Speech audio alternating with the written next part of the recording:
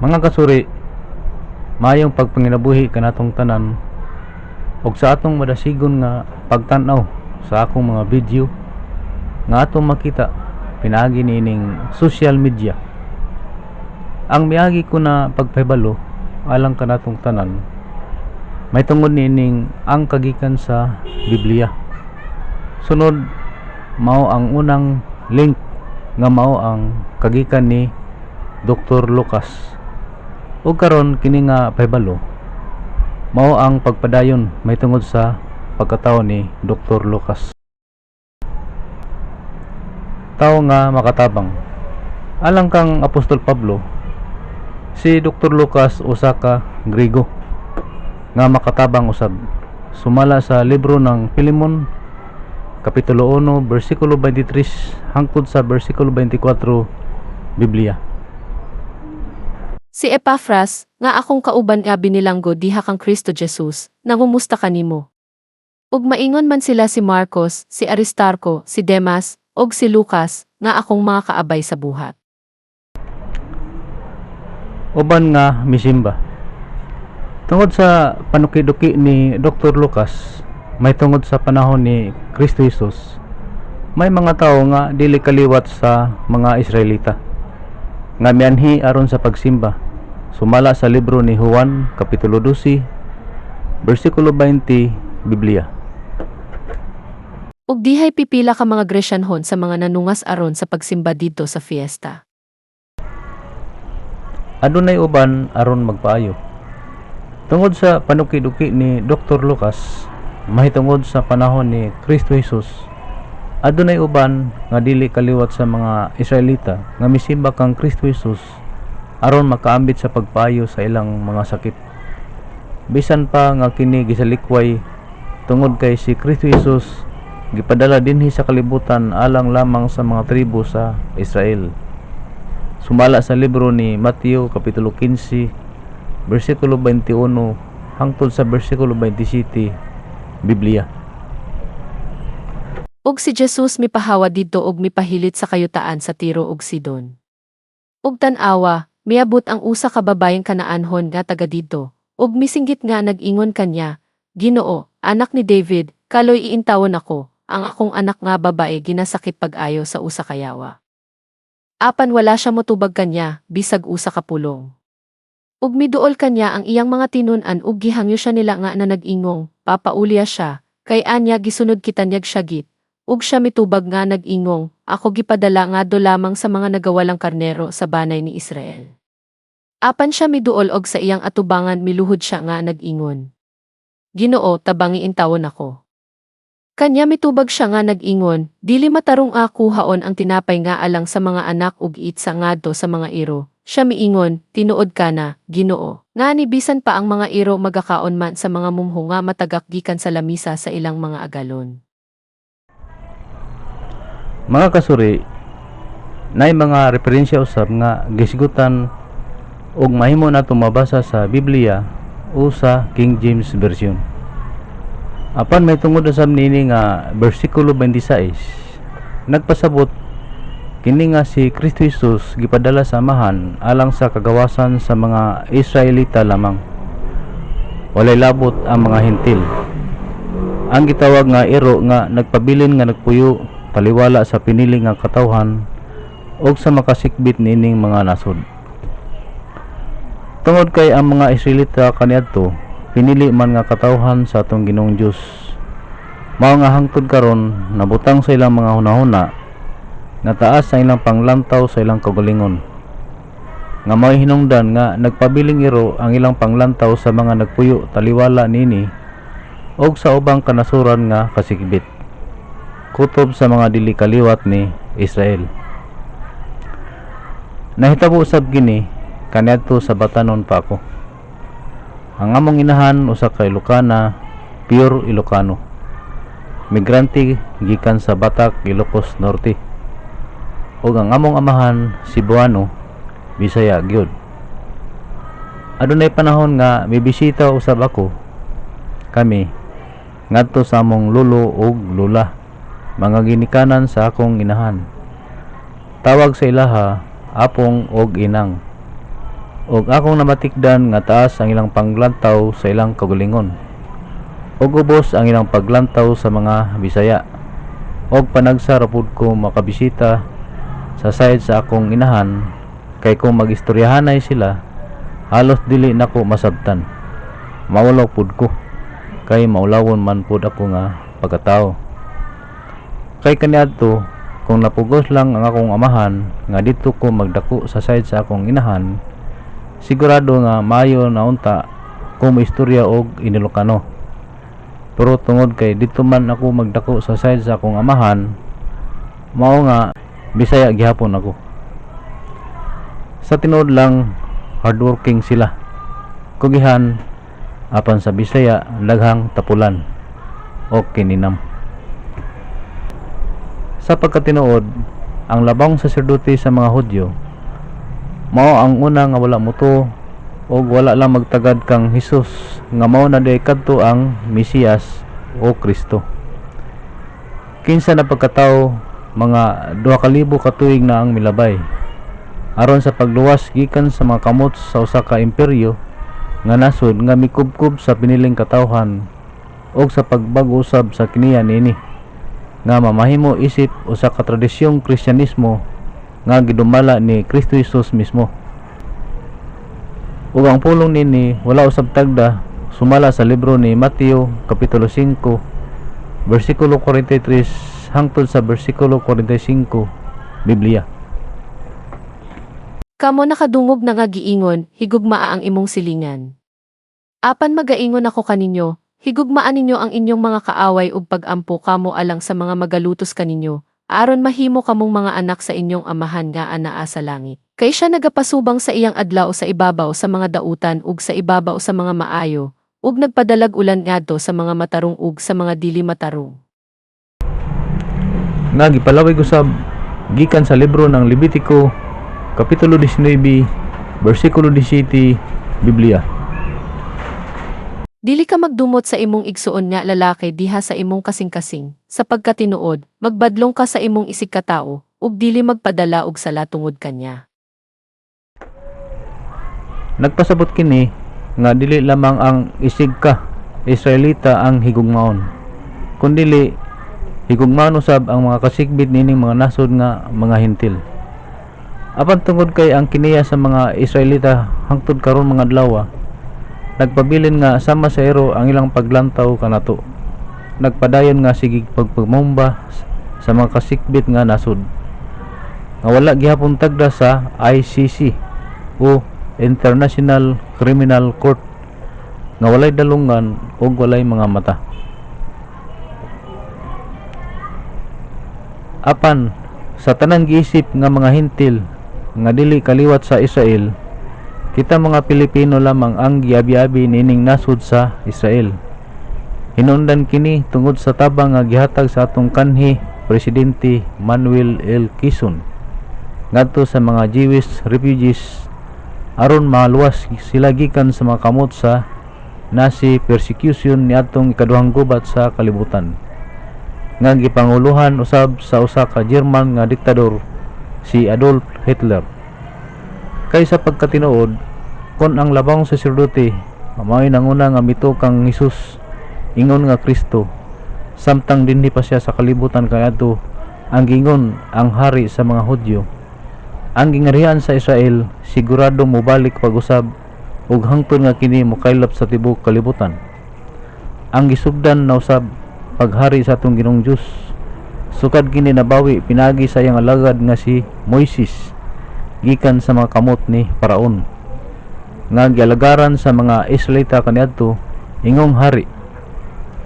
Usa ka paraon nga wala na moila kang Jose nga anak ni Jacob nga nahimong gobernador usab sa Ehipto nga napalig-on pa sa panahon ni Haring David.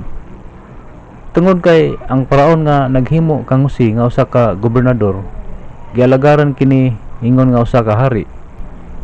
Sukad nga ang tibok manimalay ni Jacob nagmigrante sa Ehipto. Milabay ang 400 ka tuig og kapin dihay mitungha nga laing paraon nga wala na moila kang Jose. Tungod sa mga pag-antos kasakit nga nahiguman sa mga Israelita, misampit og nangayog pagkiluoy ngadto sa atong Ginoong Dios. Og diha ang atong Ginoong Dios nakauna-huna sa pagbawi niini pinaagi sa iyang alagad nga si Moises gikan sa mga kamot sa mga Ehiptohanon. Apan ang Ginoong Dios naghimo na usab sa iyang kaugalingon nga hari ibabaw sa iyang pinili nga katawhan. Milabay ang pipila ka tuig sa dihang sila nanimuyo pagbalik sa Kanaan. Nahitabo ang usa ka people's power sa mga Israelita, ug sa walay pagbaduha ang atong Ginoong Dios mingkanaog gikan sa iyang katungdanan ingon nga usa ka hari. Ug usa ka tawo nga gingalag Saul mipuli sa iyang dapit nga nahimo usab nga hari. Sunod ini, tungod kay ang Ginoong Dios wala mahimuot sa mga korupsyon nga gihimo ni Haring Saul, ang gingharian gibalhin ngadto kang David. Kinsa sa wala madugay nahimong hari puli ni Haring Saul. Human ni Haring David, misunod ang iyang anak nga si Haring Solomon. Human sa paghari ni Haring Solomon, dihay daghan pang mga hari sa mga Israelita nga mao'y hinungdan nga nabahin ang gingharian sa mga Israelita. Sa amihanan mao ang gingharian sa Israel, sa habagatan mao ang gingharian sa Juda. May tungod sa gingharian sa Juda, ang dapit nga natawhan ni Haring David wala magdugay kini napukan og nailalom sa kolonyal nga gobyerno sa Ehipto.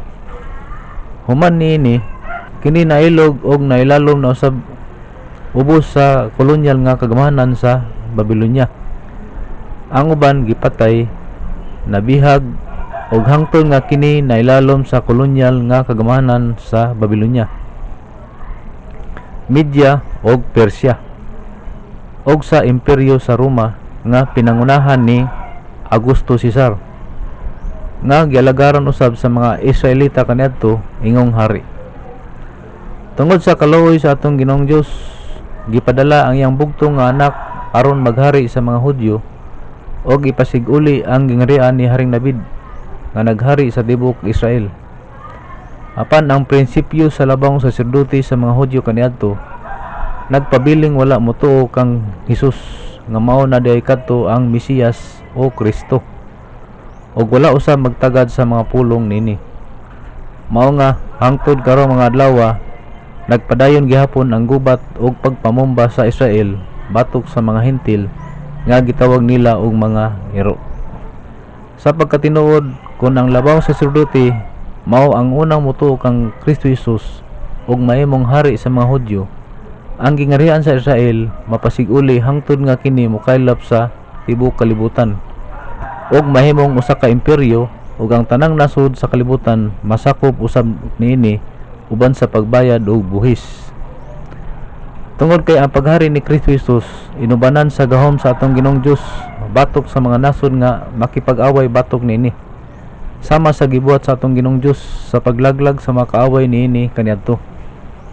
So clearing then expanding, lakip na ang atong nasod ang Pilipinas ug wala untay korupsyon mahitabo. Apan tungod kay wala moto ang labang saserdote, nahitabo nga sa panahon sa ikaduhang gubat sa kalibutan daghan sa mga Hudyo ang nangapukan, halos 6 milyones og sa ubang mga traedya. Hangtod karong mga adlaw nagpadayon gihapon ang gubat tali sa Israel batok sa mga nasod nga kasigbit niini, nga may hinungdan nga moabot gayud ang panahon nga pagalaglagon kining langit ug yuta, ug unya adunay moabot nga bagong langit ug bagong yuta. Apan kini nga kasaysayan may tungod sa mga Israelita, dinhi lamang nato kini matun-an, dili gayud nato kini matun-an sa ubang historical books, Google, YouTube ug wan pa nga gipakita sa social media. Dugang nga kahibalo bahin sa naisulat sumala sa libro sa Mateo kapitulo 4 bersikulo 17, Biblia. Sukad ni atong higayuna si Jesus misugod sa pagwali nga nagingon, paghinulsol kamo kay ang gingharian sa langit aduol na. Kini nagpasabot nga sa higayon nga ang dakong gubat sa tanang kanasuran mahitabo, ang paglalin sa mga matarong may tabo nga wala nato damha. Dili nga ang panahon sa atong Ginoong Dios maabot dayon nga walay dakong kagutom, kalisdanan og makalilisang nga mga butang nga may tabo. Mao nga si Kristo Jesus nagtambag kaniadto andam kanunay sa tanang panahon kay basin magkagubot ang tibuok kalibutan tungod sa hitabo nga dili na magkasinabtanay ang tanang kanasuran ug basin adunay mopatay kanato tungod sa kalagot nga wala nato damha. Apan kun ang tanang kanasuran kanunay nga magkasinabot sa tanang butang, aduna pay kahigayunan nga dili pa ang panahon sa atong Ginoong Dios. Gisigutan usab kini ni Kristo Jesus ngadto sa iyang mga tinun-an tungod kay iyang nakita nga ang tanang nasud dali nga magkabingkil hangtod nga mahitabo ang dakong kagubot nga walay nasud nga makapugong. Apan gikinahanglan nga adunay nasud nga mao'y manguna sa pag-abi-abi sa ubang mga nasud bahin sa pagsinabtanay sa usag-usa. Ang nasud sa Israel dili na gayud malauman tungod kay sila ang unang wala magtagad kang Kristo Jesus. Aduna usab mga nasud nga naghimo pagpakigubat batok sa ubang nasud gihimong negosyo ug aduna usab mga nasud nga dili palupig nagsigig pangangkon sa mga kasigbit nga nasud. Mao nga walay nasud karong panahon na nga ang katuyuan mao ang paghigalay, panaghiusa ug panagtinambagay. So mao kadto og balik kita sa atong topiko may tungod sa pagkatawo ni Dr. Lucas. Balaod sa mga Israelita. Kaniadto ang mga Grego nga kagikan ni Dr. Lucas walay kahibalo sa mga lagda o balaod sa mga Israelita kaniadto. Tungod kay ang mga sugo nga gikan sa atong Ginoong Dios mismo alang lamang sa pinili nga katawhan nga mao ang mga Israelita sumala sa libro na Exodo kapitulo 27 versikulo 21 Biblia. Sa balong-balong nga pagatiguman, sa gawa sa tabil nga anaa sa atubangan sa pagpamatuod, si Aaron ug ang iyang mga anak nga lalaki magabantay niini sa laray gikan sa hapon hangtod sa buntag sa atubangan ni Jehova. Kinitulumanon nga walay katapusan tungod sa mga anak sa Israel ngadto sa ilang mga kaliwatan. Walay ideya. Tungod sa panukiduki ni Dr. Lucas, migawas nga walay ideya o kahibalo bahin sa mga balaod sa mga Israelita. Sa wala pa siya magpaduki-duki o maghimo nining usa ka Biblia. Sumala sa libro sa Buhat kapitulo 25 bersikulo 17 hangtod sa bersikulo 19 Biblia. Busa, sa nagkatigom na sila dinhi, wala ako maglangan. Hinuno sa pagkasunod nga adlaw milingkod ako sa akong lingkuranan sa hukmanan ug nagsugo nga paatubangon ang tawo.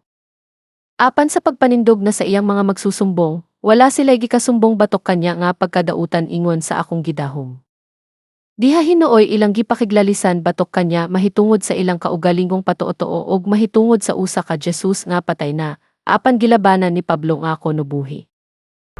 Dakong kabalaka. Tungod sa panuki-duki ni Dr. Lucas, ang rason ngano nga ang mga sugo nga gikan sa atong Ginoong Dios mismo wala may kaylap sa tanang nagkalain-laing nga tribo kaniadto o bisan sa tribo ni Dr. Lucas nga usa ka Grego. Tungod kay adunay dakong kabalaka sa dihang ang arka sa Dios nahimula gikan sa mga kamot sa mga Israelita niadtong panahon na. Apan sa dihang kini nabawi gikan sa mga kamot sa ilang mga kaway sama sa naitabo sa mga Filistihanon kaniadto. Sumala sa libro ng unang Samuel kapitulo 5 bersikulo 1 hangtod sa bersikulo 12 Biblia. Og ang mga Filistehano nakaagaw sa arka sa Dios og ilang gidala kinigikan sa Ebenezer ngadto sa Asdod. Og ang mga Filistehano nagkuha sa arka sa Dios og nagdala niini ngadto sa balay ni Dagon ug gibutang kini tupad kang Dagon. Og sa diha nga sila nga taga Asdod na mangon pagsayo sa pagkaugma. Anya karon, si Dagon na paumod sa yuta sa atubangan sa arka ni Jehova. Ug ilang gikuha si Dagon ug gipahaluna siya sa iyang dapit pag-usab. Ug sa diha nga sila namangon sa pagkaugma sa buntag. Anya karon, si Dagon napukan niya ang iyang nawong nahiumod sa yuta sa atubangan sa arka ni Jehova. Ug ang ulo ni Dagon ug ang duruha kapalad sa iyang mga kamot na pahamutang nangaputol sa ibabaw sa lusaranan. Ang tuod ni Dagon maoray na hibilin kanya. Busa, bisan ang mga saserdote ni Dagon, ni kinsa nga musulod sa balay ni Dagon. Magatunob sa lusaranan ni Dagon sa Asdod, hangtod ni ining adlawa. Apan ang kamot ni Jehovah, mabugat sa ibabaw nila nga anaa sa Asdod, ug iyang gilaglag sila, ug gihampak sila sa mga hubag, bisan ang Asdod ug ang mga utlanan niya na. Ug sa diha nga ang mga tawo sa Asdod nakakita nga mao kini, sila mingingon, ang arka sa Dios sa Israel dili magapabilin uban kanato, kay ang iyang kamot maoy kasakit sa ibabaw nato ug kang Dagon nga atong Dios. Busa ilang gipasuguan ug gitigom ang tanang mga kadagkuan sa mga Filistehanon ngadto kanila, ug mingingon, unsay atong buhaton mahatungod sa arka sa Dios sa Israel. Ug sila mitubag, ipadala ang arka sa Dios sa Israel ngadto sa Gath. Ug ilang gidala ang arka sa Dios sa Israel didto. Ug mao kadto nga sa tapos nila dad-akini, ang kamot ni Jehovah diha batok sa siyudad uban sa dakong kapildihon, ug iyang gihampak ang mga tawo sa siyudad, gagmay ug dagko, ug ang mga hubag ng gula diha sa ibabaw nila. Busa ilang gipadala ang arka sa Dios ngadto sa Ekron. Ug nahitabo nga ang arka sa Dios gipadala ngadto sa Ekron, nga ang mga Ekronhanod naninggit, nga nagaingon, ilang gidala ang arka sa Dios sa Israel kanato, aron sa pagpatay kanato ug sa atong katawuhan.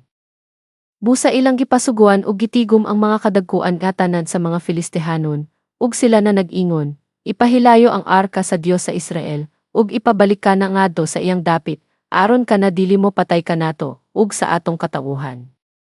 Kay may makamatay nga kapildihon sa tibuok nga siyudad, ang kamot sa Dios mabugat kaayo dito. Ug ang mga tawo nga wala mamatay gihampak sa mga hubag, ug ang pagsinggit sa siyudad misaka sa langit. Ang pinulungan. Tungod sa panukiduki ni Dr. Lucas, nagpasabot usab kini nga adunay kahibalo may tungod sa pinulungan sa mga Israelita. Sumala sa libro ni Lucas kapitulo 1, versikulo 3, Biblia. Giisip ko, maingon nga nasubay ko man sa hingpit ang kaagi sa tanan sukad sa sinugdan, nga daw maayo kanako usab ang pagsulat alang kanimo sa usa ka maayong pagkahanay nga asoy, o labing hamili nga Teofilo. Ang 24 ka libro. Tungod sa panukiduki ni Dr. Lucas, gikolekta ang 24 ka libro sa Tanakh Holy Scriptures na mga Hebreo. May tungod sa mensahe ni Kristo Jesus, may tungod sa pagkatao, pagkinabuhi, pagkamatay, pagkabanhaw, o pagkayab sa langit. Sumala sa libro ni Lucas kapitulo 24, versikulo 44, Biblia. Ug unya miingon siya kanila, kini mao ang akong mga pulong gisulti ko kaninyo kaniadto sa kauban pa ako kaninyo, nga kinahanglan gayud matuman ang tanang nahisulat mahitungod kanako diha sa kasugoan ni Moises og sa mga propeta ug sa mga salmo. Igo na ang Biblia ni Dr. Lucas. Tungod sa panukiduki ni Dr. Lucas, isip usa ka Kristiyano o manununod ni Kristo Jesus, mahimong makabot ang kaluwasan ug ang kinabuhing dayon. Tungod kay ang Biblia nga gihimo ni Dr. Lucas, igo na. Sumala sa libro ni Lucas kapitulo 1, versikulo 3, Biblia. Giisip ko, maingon nga nasubay ko man sa hingpit ang kaagi sa tanan sukad sa sinugdan, nga daw maayo kanako usab ang pagsulat alang kanimo sa usa ka maayong pagkahanay nga asoy, o labing hamili nga Teofilo. Katuyuan kung nganong gibuhat ni Dr. Lucas ang Biblia.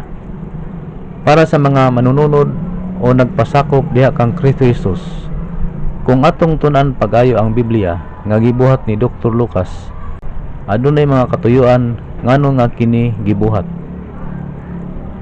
Una, aron sa pagpaybalo bahin sa personalidad ni Kristo Jesus. Sumala sa libro ni Lucas kapitulo 24, versikulo 44, Biblia. Ug unya miingon siya kanila, kini mao ang akong mga pulong gisulti ko kaninyo kaniadto sa kauban pa ako kaninyo, nga kinahanglan gayud matuman ang tanang nahisulat mahitungod kanako diha sa kasugoan ni Moises og sa mga propeta ug sa mga salmo. Ikaduha, aron sa pagpahibalo may tungod sa kiniya sa atong Ginoong Dios. Sumala sa libro ng Isayas kapitulo 55, versikulo 8 hangtod sa versikulo 11, Biblia. Kaya kung mga hunahuna dili mao ang inyong mga hunahuna, ni ang inyong mga dalan akong mga dalan, nagaingon si Jehovah.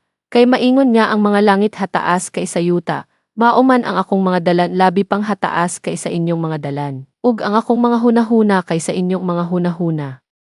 Kay maingon nga ang ulan ug ang niyeb managpanulog gikan sa langit, ug dili na mo balik didto, apan nagahubo sa yuta, ug magahimo ni ini nga manalingsing, ug mamutot, ug magahatag sa binhi sa mga magpupugas ug tinapay sa kumakaon. Sa ingon ni ini mauman ang akong pulong magagula gikan sa akong baba.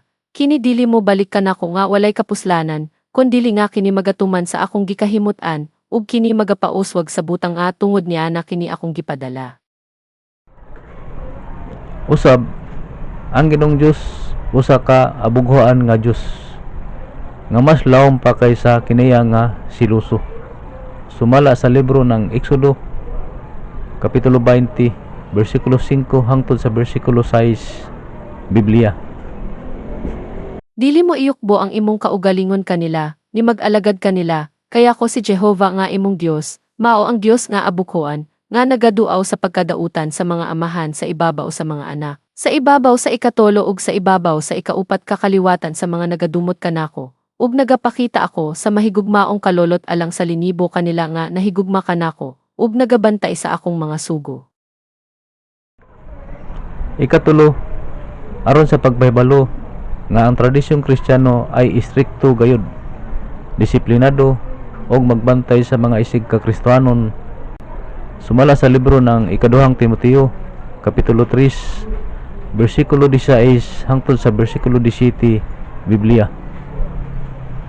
Ang tibuok nga kasulatan gituga sa Dios ug may kapuslanan alang sa pagpanudlo, alang sa pagpamadlong, alang sa pagpanulid ug alang sa pagmatoto sa pagkamatarong, aron ang tao sa Dios mamahingpit, masinangkapan alang sa tanang maayong buluhaton.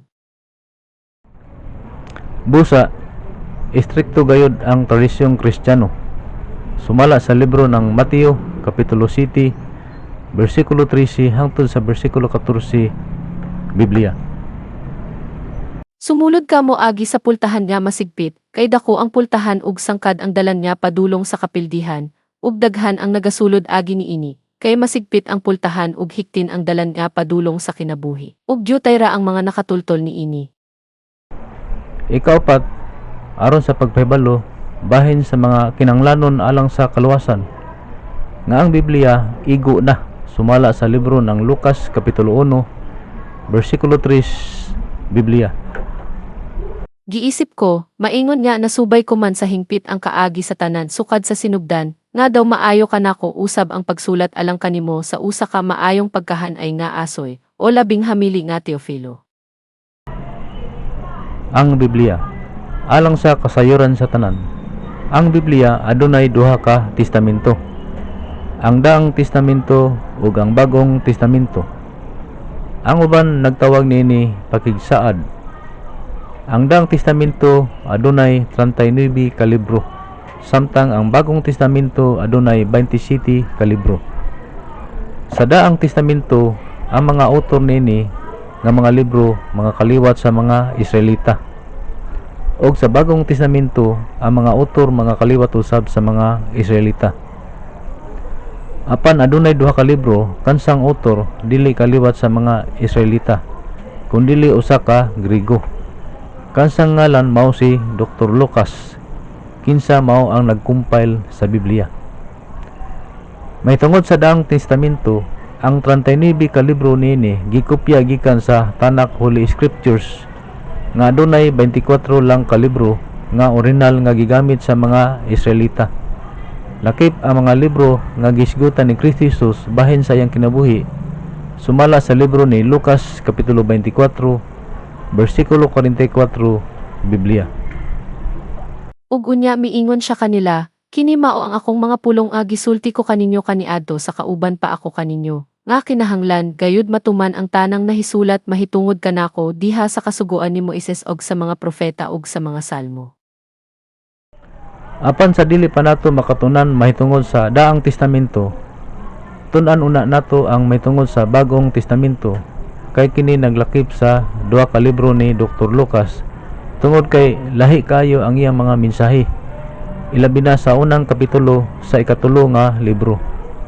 Sa Bagong Testamento, ang mga autor nini mga disipulo o ubang mga apostolis ni Kristo Jesus ug sila usab mga kaliwat sa mga Israelita gawas kang Dr. Lucas.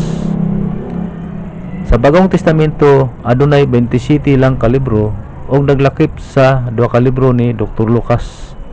Ang ikatulo mao ang libro ni Dr. Lucas ug ang ikalima mao ang libro sa mga buhat sa mga apostolis. Sa Bagong Testamento nagsugod kini sa libro ni Apostol Mateo ug natapos sa libro sa pinadayag ni Juan. Sa Bagong Testamento gikan sa libro ni Apostol Mateo hangtod sa libro sa pinadayag ni Juan, walay gisigutan ang kagikan sa Biblia gawas sa ikatulo nga libro nga mao ang libro ni Dr. Lucas. Sa sunod na usab nga sumpay, ang eksaktong hanay sa mga libro sa Bagong Testamento nga gihimo mismo ni Dr. Lucas sa pinulungang Griego. Mga kasuri, dinhi lang usa kutob o katangi ang sumpay may tungod nining topiko ang kagikan sa Biblia nga akong gipabalo alang kanatong tanan. Ang sakto nga paghanay sa mga libro nga nakulikta ni Dr. Lucas gikan sa ubang mga apostolis nga nahimong bahin sa bagong tugon.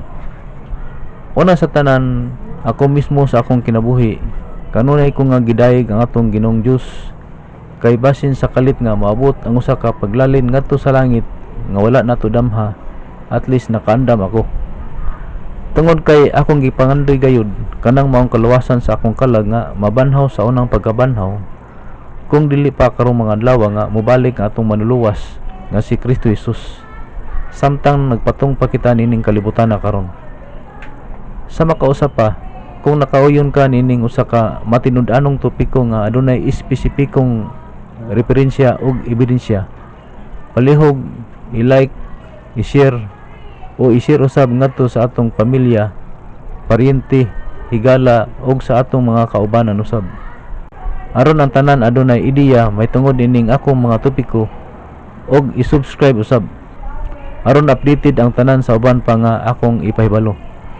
Tungod kay sa pagkatinuod, kini dili limbong, kini dili kurap, ug usab kini dili usa ka filosofikal nga pamaagi. Mga kasuri, bisitahon usab nato ang akong Facebook page nga mao ang George Bandabor.